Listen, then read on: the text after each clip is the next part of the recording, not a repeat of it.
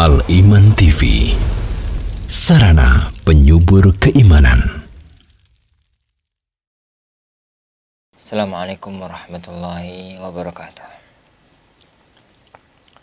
Innal hamdalillah nahmaduhu wa nasta'inuhu wa nastaghfiruh wa na'udzu billahi min syururi anfusina wa sayyiati a'malina may yahdihillahu fala mudhillalah wa may yudlil fala hadiyalah.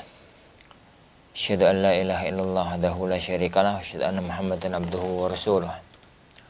Allahumma salli wa sallim wa barik ala nabiyyina Muhammad wa ala alihi wa ashabihi wa man sara ala nahjihi iktafa atharahu ila yaumiddin, amma ba'd.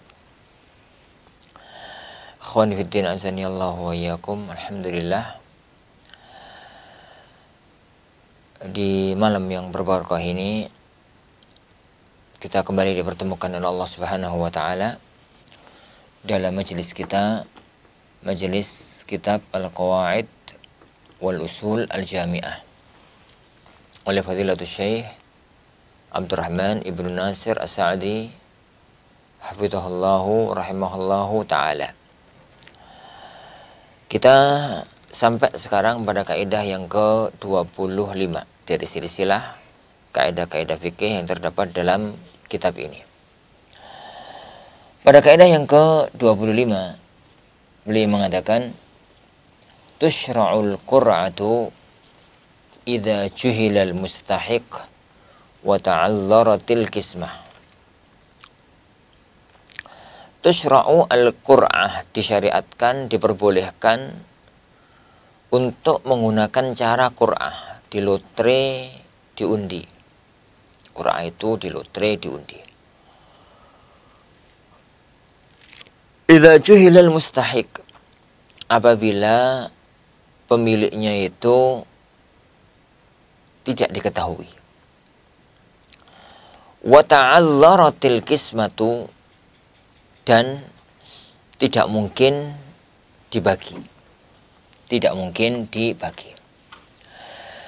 Jadi, para hadirin azani Allahu yakum, yang kita bicarakan pada pertemuan kita kali ini itu satu kaidah yang dikatakan oleh beliau bahwa qur'ah, lotre, undi itu boleh dilakukan kalau satu hak itu nggak ketahuan siapa pemilik sebenarnya, dan apabila barang tersebut tidak bisa untuk dibagi, tidak bisa jadi untuk dibagi. Tep, apa dulu yang namanya dengan qur'ah? Qur'ah itu apa? Qur'ah itu apa? Qur'ah itu dalam istilah para ulama al-istihamu lit-tamyiz. Al-istihamu lit-tamyiz. Al-istiham itu lit-tamyiz, untuk membedakan sesuatu dengan cara ngelutre. Bahasa kita undian atau lotre. Ini itu qur'ah. Lah, caranya bagaimana? Caranya bebas. Karena per daerah itu beda-beda. Bisa dilakukan dengan kertas ditulisi, tapi yang menang itu satu. Terus digulung, dimasukkan di wadah, atau dikocok-kocok, itu siapa yang keluar namanya, berarti dia yang mengambil. Bisa dengan cara yang masyhur di negeri kita, biasanya pakai mainan anak-anak kecil-kecil itu, ompimpa gitu ya. Yang menang dia yang ambil. Bisa dengan cara yang lain, satu daerah dengan daerah yang lain itu berbeda. Itu nama atau itu makna dari qur'ah, undian atau di lotre. Itu makna dari qur'ah, undian atau di lotre. Taib. Yang kedua, apa dalil yang melandasi bolehnya penggunaan qur'ah ini? Dalil yang melandasi bolehnya menggunakan qur'ah ini adalah ayat-ayat Al-Quran, sunnah Rasulullah SAW, dan keterangan para ulama kita. Adapun firman Allah Subhanahu wa taala dalam Al-Quran itu berkaitan dengan dua cerita. Satu kisah Nabi Yunus, yang kedua kisah Nabiullah Zakaria. Tentang masalah kisah Nabi Yunus, Rabbuna Jalla wa'ala berfirman, fasahama fakana minal mudhadhin. Beliau sang Nabi Yunus itu ikut lotrian, undian, dan dia yang kalah. Ceritanya masyhur ini. Tatkala Nabi Yunus berdakwah kepada kaumnya, selalu ditentang. Lama-lama beliau nggak sabar, akhirnya minggat, akhirnya pergi, akhirnya pergi meninggalkan kaumnya. Nah, tatkala pergi meninggalkan kaumnya, beliau akhirnya ikut kapal mengarungi lautan. Di tengah kapal, di tengah laut terjadi badai dahsyat. Kapal oleng. Oleh sang nakoda, barang-barang berat yang ada di kapal dibuang ke laut. Dilempar, dibuang ke laut. Harapannya biar beban kapal itu ringan dan kondisi stabil. Tapi ternyata tetap goncang aja. Akhirnya disepakati yang dikurangi harus orang. Tapi bagaimana caranya yang dibuang ke laut itu siapa taruhannya nyawa? Akhirnya mereka membuat lotrian. Jadi yang namanya dikocok gitu ya namanya itu. Siapa yang keluar, berarti dialah yang harus melemparkan dirinya ke laut. Laut. Lah karena Nabi Yunus ada di situ, maka dia pun namanya ditulis. Termasuk di antara orang-orang yang tulis dalam lotrian tersebut. Fasahama, beliau pun ikut dalam undian tersebut, dalam lotrian tersebut. Fakana minal mudhadhin. Dan beliau tergolong di antara orang-orang yang kalah. Masuk kalah sehingga beliau terbuang. Begitu beliau terlempar di lautan, angin reda, kapal anteng. Ini kapal itu anteng. Para hadirin azani Allah wa iyyakum. Ayat ini memang kisah dari umat-umat sebelum Islam. Dan cerita yang Allah ceritakan dalam Al-Quran tentang umat sebelum Islam itu ada 3 kemungkinan. Tentang umat-umat sebelum umatnya Rasulullah SAW yang ada dalam Al-Quran itu ada 3 kemungkinan. Kemungkinan yang pertama adalah ada cerita dalam Al-Quran, syariat dalam Al-Quran menceritakan syariat umat-umat sebelum Islam. Lalu datang syariat kita yang menyepakatinya, yang menyetujuinya. Contoh, Rasulullah menceritakan puasa Nabi Dawud, beliau memujinya. Yang Rasulullah SAW menceritakan peristiwa Nabi Ibrahim yang berkhitan sudah tua, Rasulullah menyetujuinya. Rasulullah SAW menceritakan ini, Rasulullah SAW menyetujuinya. Jika ada syariat masa lalu yang diceritakan oleh Rasulullah SAW atau diceritakan oleh Allah, kemudian jelas-jelas Islam menyetujuinya, maka itu meskipun cerita masa lalu, maka dia adalah bagian dari syariat agama kita. Itu yang pertama. Yang kedua, para hadirin azani Allahu wa iyyakum. Jika ada cerita dalam Al-Quran, tapi terdapat dalam syariat agama kita yang menolaknya, maka syariat itu tertolak, terhapus. Contoh, Allah Subhanahu wa taala menceritakan tentang saudara-saudaranya Nabi Yusuf yang datang ke Mesir setelah mereka tahu kalau ternyata Raja Muda itu adalah seadik mereka. Maka jadi Allah Subhanahu wa taala menceritakan fakharru lahu sujjada. Mereka itu pun langsung sujud nyembah kepada Nabi, sujud kepada Nabi Yusuf. Sujud di sini bukan sujud penyembahan, tapi sujud di sini adalah sujud penghormatan. Tapi sujud jenis ini telah dilarang oleh Rasulullah Sallallahu Alaihi Wasallam. Rasulullah SAW bersabda, "Lau seandainya aku membolehkan orang untuk sujud kepada orang lain, la amartul mar'atan tasjud li zawjiha." Saya akan perintahkan seorang istri untuk sujud kepada suaminya. Itu yang kedua.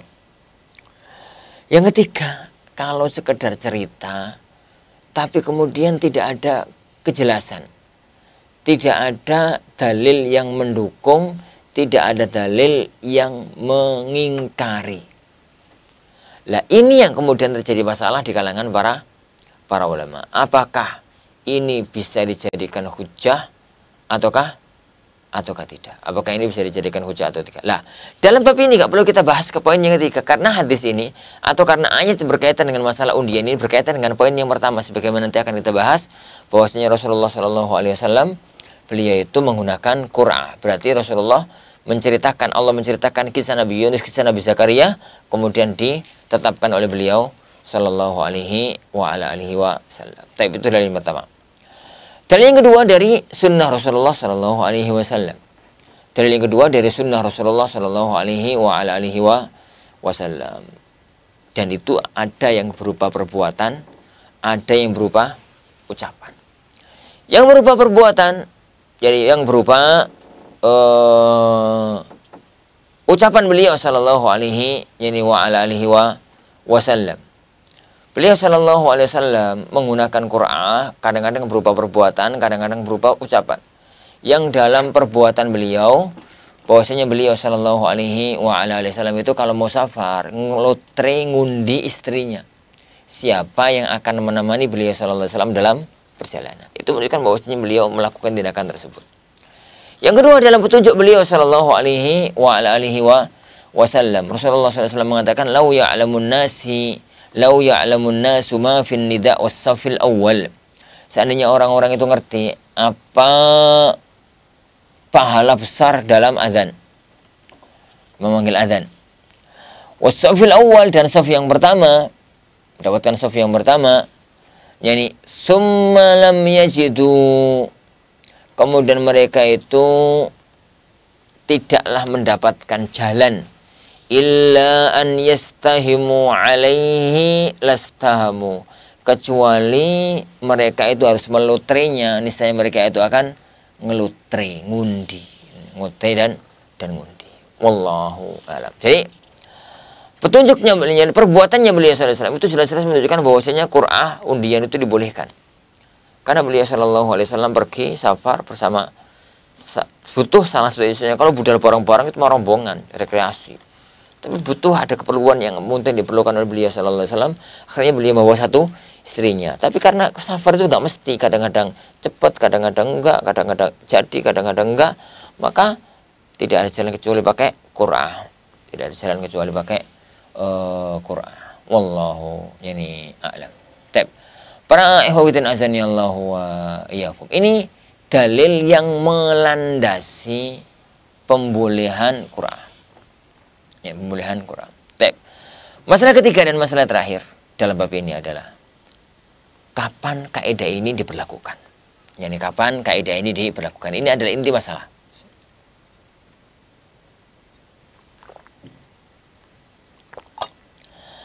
Kapan kaidah ini diberlakukan? Kaidah ini diberlakukan sebagaimana kata Syekh Sa'di tadi. Yani wa tushra'ul qur'a idza juhilal mustahiq au ta'azzaratil qismah. Jadi ada dua syarat. Yang pertama, pemilik sebenarnya nggak ketahuan, nggak jelas. Yang kedua, tidak mungkin dibagi. Tidak mungkin untuk dibagi. Gambarannya bagaimana? Gambaran yang ada itu adalah masalah saf yang pertama misalkan. Kata Rasulullah SAW, "Lau ya'lamun nasi ma fis subhi fis safil awal." Seandainya orang itu tahu keutamaan saf yang pertama, maka mereka akan berusaha untuk melakukannya. soft yang pertama, dan mereka berebut untuk mendapatkannya. Ternyata tinggal satu, masih ada beberapa orang rebutan. Maka beliau sallallahu alaihi wasallam mengatakan, maka saya orang itu akan lakukan hal tersebut. Jadi gambarannya itu adalah soft yang pertama, gitu ya. Soft yang pertama. Di soft yang pertama itu penuh, tinggal satu tempat yang kosong. Ini tinggal satu tempat yang kosong. Tatkala itu tempat yang kosong, maju kepadanya 3 orang. Jadi maju kepadanya tiga orang. Ketiga-tiganya kepingin maju. Lah, pertama dalam kondisi kayak gitu, itu yang maju itu hanya siapa? Nggak jelas. Ada ketidaktahuan. Yang kedua, barang yang diperebutkan itu nggak bisa dibagi. Nggak bisa kemudian rokaat yang pertama sampai di depan, terus mundur, ganti aku, rokaat kedua, ganti sampean, rokaat ketiga. Itu nggak mungkin. Dalam kondisi semacam itu, jadi nggak mungkin. Maka dalam kondisi itu, hak-hak semacam itu harus diberlakukan dengan qur'ah jika tidak diketahui siapa pemiliknya. Lah, idza juhilal mustahik, tidak diketahui. Itu ada beberapa gambaran. Gambaran yang pertama memang benar-benar nggak diketahui. Pemiliknya itu nggak diketahui. Yang kedua, ada 2 orang lebih atau ada 2 orang atau lebih mengklaim bahwa barang itu adalah barangnya, benda itu adalah bendanya, hak itu adalah haknya. Tapi ternyata barang tersebut tidak dapat dipecah, tidak dapat dibagi. Dan la dusuri, kedua-duanya itu bisa jadi benar, bisa jadi salah. Dua-duanya itu ada sisi salahnya. Maka dalam kondisi semacam itu, dalam kondisi semacam itu menggunakan menggunakan Qur'an. Tapi apabila bisa dibagi, maka dibagi. Ini baca dibagi, maka dibagi. Kalau nggak bisa dibagi, itu yang kaidahnya menggunakan Qur'an. Bisa digunakan Qur'an itu kalau dalam kondisi-kondisi yang semacam itu. Taib wallahu alam. Ini gambaran singkat dari kaidah yang ada di hadapan kita. Jadi intinya bahwa kaidah ini membicarakan tentang kalau terjadi ketidakjelasan hak, maka dan tidak ada jalan kecuali harus dengan Qur'an, di lotre, diundi, maka di lotre dan diundi. Wallahu a'lam bishawab. Al Iman TV, sarana penyubur keimanan.